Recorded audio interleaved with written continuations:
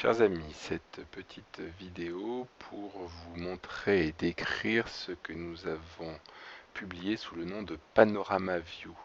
En fait, il s'agit de l'exposition de l'espace sous-acromial qui va vous permettre d'avoir une excellente visualisation des différents tendons avant votre réparation.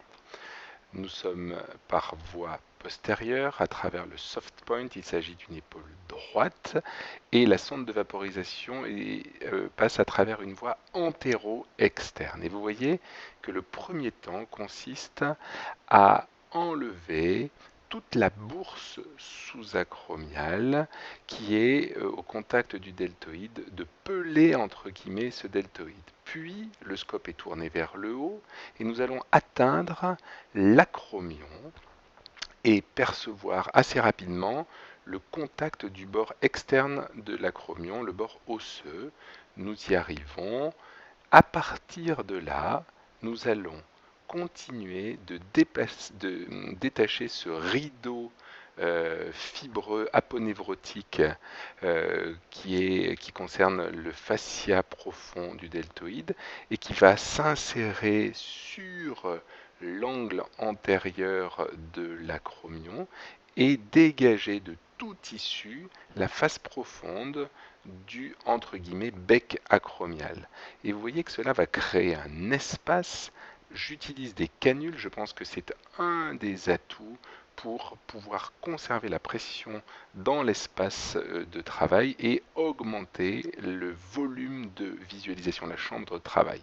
Sous contrôle d'une aiguille, je réalise maintenant une voie externe et à partir de cette voie externe, nous allons poursuivre le nettoyage de la face profonde de l'acromion jusqu'à visualiser parfaitement la zone qui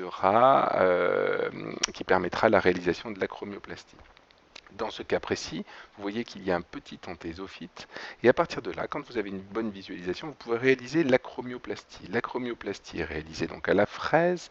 J'utilise pour ma part des petites fraises, des petits couteaux de shaver, toujours de l'extérieur vers l'intérieur, de l'avant vers l'arrière, et comme l'a décrit Hervé Tomaso, nous allons progressivement mettre en évidence le fascia blanc d'insertion du deltoïde.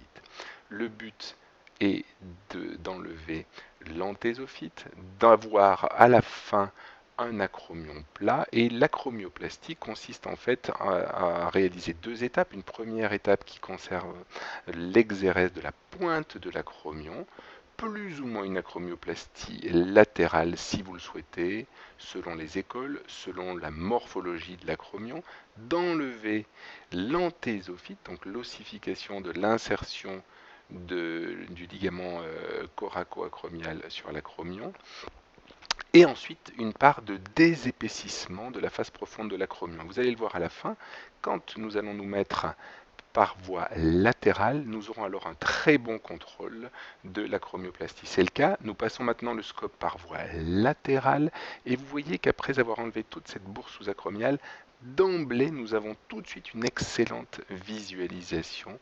Nous voyons le bord latéral du trochiter, nous voyons les tendons, nous avons une excellente chambre de travail, et c'est ça que nous avons appelé la panorama view. Le scope est donc par voie latérale, les tendons sont en face. Le tendon supraépineux, dans ce cas, il s'agit d'une rupture antéro-externe avec une rupture antérieure du sus-épineux que nous voyons là et qui se prolonge en avant par une désinsertion complète du sous-scapulaire, mais là n'est pas l'objet de cette vidéo. Nous allons voir qu'en continuant d'enlever la bourse au-dessus des tendons, nous allons voir maintenant la différence entre le tendon supraépineux et l'infraépineux, qui ne peut se voir que si nous allons plus médial, et là vous voyez très bien la distinction. Puis ensuite, en retournant le scope, nous allons pouvoir voir l'aspect final de l'acromion, après l'acromioplastie qui a été réalisée, comme vous l'avez vu, dans un premier temps.